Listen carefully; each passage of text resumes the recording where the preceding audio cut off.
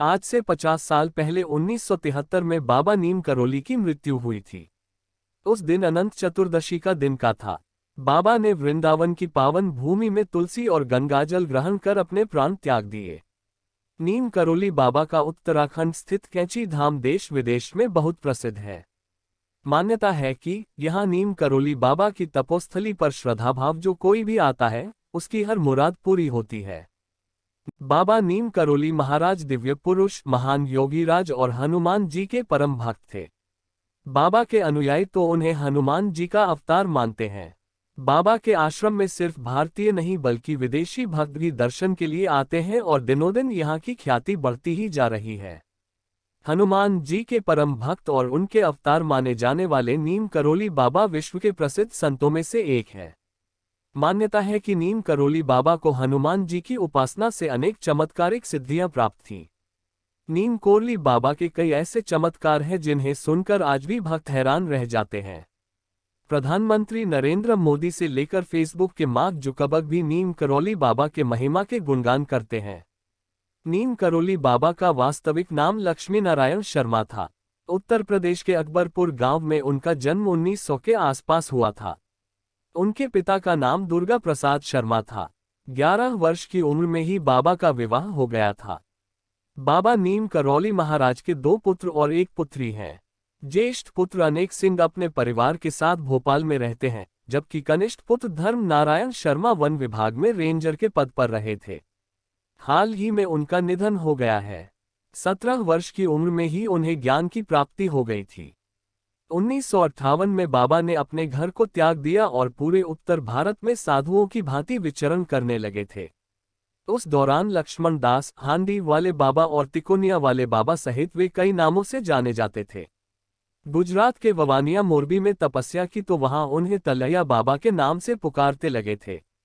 3. उत्तराखंड के नैनीताल के पास कैंची धाम में बाबा नीम करोली 1961 में पहली बार यहां आए और उन्होंने अपने पुराने मित्र पूर्णानंद जी के साथ मिलकर यहां आश्रम बनाने का विचार किया था। बाबा नीम करोली ने इस आश्रम की स्थापना 1964 में की थी। आश्रम पहाड़ी इलाके में देवदार के पेड़ों के बीच स्थित है। नीम करोली बाबा का समाधि स्थल नैनीताल के पास पंतनगर में है। यह एक ऐसी जगह है जहां कोई भी मुराद लेकर जाए तो वह खाली हाथ नहीं लौटता। यहां बाबा का समाधि स्थल भी है। यहां बाबा नीम करोली की भी एक भव्य मूर्ति स्थापित की गई है। यहां हनुमान जी की मूर्ति भी है। 4. नीम करोली बाबा के भक्तों में एप्पल के मालिक स्टीव जॉब्स, फेसबुक के मालिक मार्क जुकरबर्ग और हॉलीवुड एक्ट्रेस जूलिया रॉबर्ट्स का नाम लिया जाता है। कहा जाता है कि इस धाम की यात्रा करके उनका जीवन बदल गया। बताया जाता है कि बाबा के आश्रम में सबसे ज्यादा अमेरिकी ही आते हैं।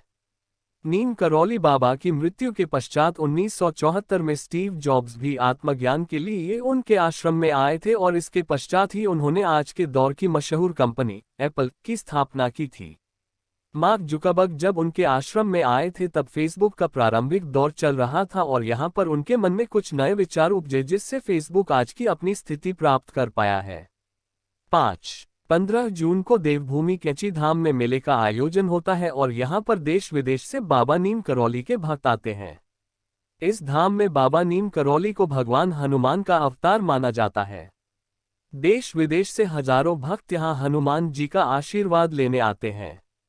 बाबा के भक्तों ने इस स्थान पर हनुमान का भव्य मंदिर बनवाया। यहाँ 5 देवी देवताओं के मंदिर हैं। इनमें हनुमान जी का भी एक मंदिर है। बाबा नीम करोली हनुमान जी के परम भक्त थे और उन्होंने देशभर में हनुमान जी के कई मंदिर बनवाए थे। नीम करोली बाबा ने अपने जीवन के आखिरी पड़ाव तक संपूर्ण भारत एवं अन्य देशों की यात्राएं की। बाबा श्री हनुमान जी के भक्त थे तथा उन्होंने भारत में 108 हनुमान मंदिरों का निर्माण कराया है। उनके नाम से अमेरिका तथा मैक्सिको में भी हनुमान मंदिर स्थापित किए गए हैं। नीम करोली बाबा के चमत्कार। एक बार की बात है, कैंची धाम आश्रम में भंडारा होना था। भंडारे में बहुत बड़ी संख्या में लोग आए हुए थे। फिर अचानक ही भंडारे में घी की कमी पड़ गई। कुछ लोगों ने बाबा जी को इस समस्या से अवगत कराया तो नीम करोली बाबा जी ने अपने भक्तों से कहा, जाओ पास में जो नदी बह रही है वहां जाकर गंगा मैया से 2 कनस्तर घी उधार मांग कर ले आओ। ये सुनकर कुछ लोग गए और 2 कनस्तर गंगा जल भर के ले आए तथा कढ़ाई में डाल दिया। कढ़ाई में डालते ही जल देशी घी में परिवर्तित हो गया और उससे भंडारे का प्रसाद बनाया गया। दूसरे दिन बाबा के आदेश पर 2 कनस्तर देशी घी बाजार से मंगवाया गया और बाबा के कहने पर उस घी को गंगा मैया को वापस कर दिया गया। सारा घी गंगा जी में डलवा दिया। एक बार बाबा फर्स्ट क्लास कंपार्टमेंट में सफर कर रहे थे। जब टिकट चेकर आया तो बाबा के पास टिकट नहीं था। तब बाबा को अगले स्टेशन नीम करौली में ट्रेन से उतार दिया गया। बाबा थोड़ी दूर पर ही अपना चिपटा धरती में गाड़कर बैठ गए। ऑफिशियल्स ने ट्रेन को चलाने का ऑर्डर दिया और गार्ड ने ट्रेन को हरी झंडी दिखाई, परंतु ट्रेन 1 इंच भी अपनी जगह से नहीं हिली। बहुत प्रयास करने के बाद भी जब ट्रेन नहीं चली तो लोकल मजिस्ट्रेट जो बाबा को जानता था उसने ऑफिशियल्स को बाबा से माफी मांगने और उन्हें सम्मान पूर्वक अंदर लाने को कहा। ट्रेन में सवार अन्य लोगों ने भी मजिस्ट्रेट का समर्थन किया। ऑफिशियल्स ने बाबा से माफी मांगी और उन्हें ससम्मान ट्रेन में बैठाया। बाबा के ट्रेन में बैठते ही ट्रेन चल पड़ी। तभी से बाबा का नाम नीम करौली पड़ गया। एक बार उन्होंने अपने एक विदेशी अनुयायी को ब्लड प्रेशर की दवा का सेवन करते हुए देखा। नीम करौली बाबा ने उससे दवा की शीशी मांगी और उसे खोलकर उसमें रखी दवा की सारी गोलियां खा गए। ये देखकर अनुयायी काफी घबरा गया और जल्द ही एम्बुलेंस बुलाने की तैयारी में लग गया। परंतु घंटों बीत जाने के पश्चात भी बाबा को कुछ नहीं हुआ। वे पहले की तरह ही मुस्कुरा रहे थे और शांत थे। एक बार एक विदेशी अनुयायी अपने पति को लेकर नीम करौली बाबा के पास पहुंची थी। उस विदेशी महिला का पति बाबाओं को नहीं मानता था और न ही उसका धर्म में विश्वास था, परंतु पत्नी के कहने पर वह यहाँ आया था। वह व्यक्ति आश्रम और नीम करौली बाबा को देखकर सोचने लगा कि इन साधारण से व्यक्ति के पीछे मेरी पत्नी पागल है। फिर वह वहां से उठकर चला गया। रात में वह नदी के किनारे खड़ा अपने पत्नी के और भविष्य के बारे में सोचने लगा। दूसरे दिन सुबह वह पुनः अपने देश जाने से पूर्व औपचारिकतावश पत्नी के कहने पर नीम करौली बाबा के दर्शन करने गया। वहां बाबा ने उसे बुलाकर पूछा कि तुम यहाँ आकर क्या सोच रहे थे और तुम नदी के किनारे खड़े हुआ क्या सोच रहे थे, क्या तुम ये सब जानता चाहते हो?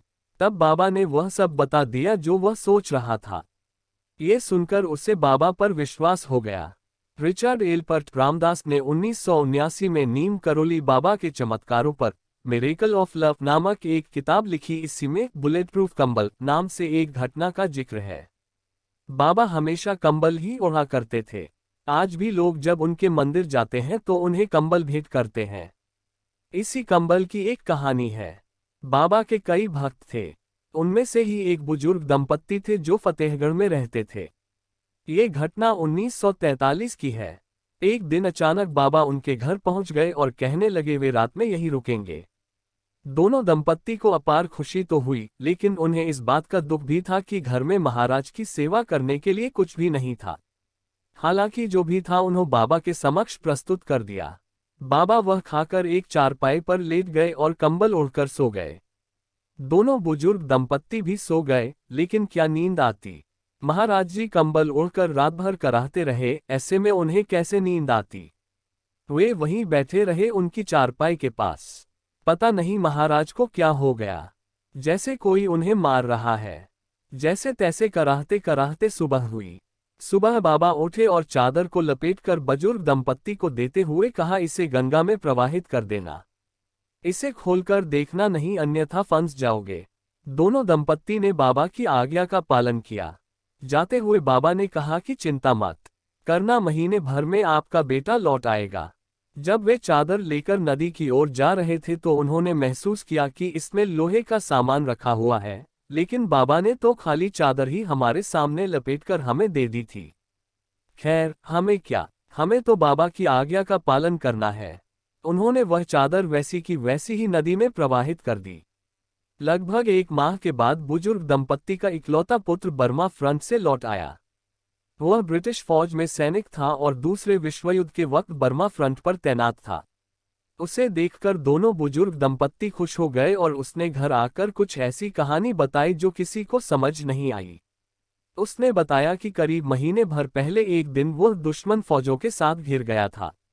रात भर गोलीबारी हुई, उसके सारे साथी मारे गए लेकिन वह अकेला बच गया। मैं कैसे बच गया यह मुझे पता नहीं। उस गोलीबारी में उसे एक भी गोली नहीं लगी। रात भर वह जापानी दुश्मनों के बीच जिंदा बचा रहा। भोर में जब और अधिक ब्रिटिश टुकड़ी आई तो उसकी जान में जा आई। ये वही रात थी जिस रात नीम करोली बाबा जी उस बुजुर्ग दंपत्ति के घर रुके थे। 5. जूलिया रॉबर्ट ने बाबा को कभी नहीं देखा था, परंतु उनके सपने में बाबा अक्सर आ जाते थे। एक दिन उन्होंने उनका चित्र कहीं पर देखा और वे तभी से उनकी भक्त बन गई थी। जूलिया रॉबर्ट ने उनके चित्र देखकर और अमेरिका में निवास कर रहे उनके अनुयायियों से उनके किस्से सुनकर हिंदू धर्म को अंगीकार कर लिया। बाबा के जीवन से कई चमत्कार जुड़े हुए हैं। बाबा के भक्तों की सूची में आम जनमानस के साथ ही देश विदेश की जानी मानी हस्तियों का नाम शामिल है।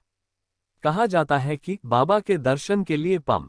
गोविंद वल्लभ पंत, डॉक्टर संपूर्णानंद, राष्ट्रपति वी गिरी, उपराष्ट्रपति गोपाल स्वरूप पाठक, राजा भद्री, जुगल किशोर बिरला, महाकवि सुमित्रानंदन पंत, अंग्रेज जनरल मकन्ना, देश के पहले प्रधानमंत्री पं.